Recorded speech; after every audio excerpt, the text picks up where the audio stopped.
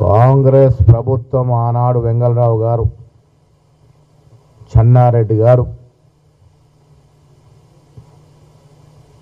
చిత్రసీమ మీద ప్రేమ కనబరుచుకుంటే ఇలా ఉన్నటువంటి స్టూడియోలు లేవు.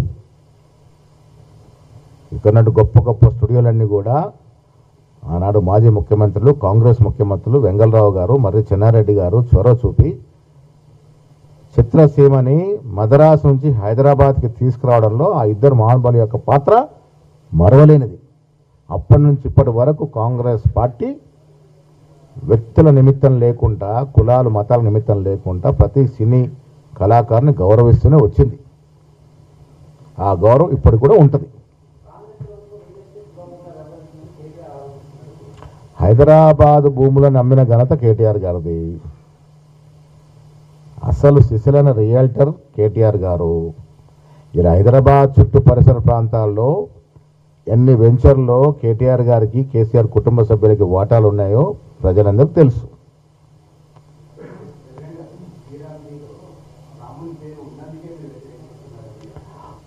రాముడు పేరు వాడుకునే హక్కు బీజేపీకి ఎవరిచ్చినారు?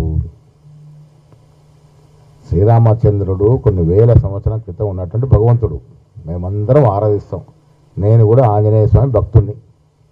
దేవుని రోజు పూజిస్తూ ఉన్నాం. దేవుడి పేరుని రాజకీయాలకు వాడుకునే హక్కు మీకు ఎవరిచ్చారు?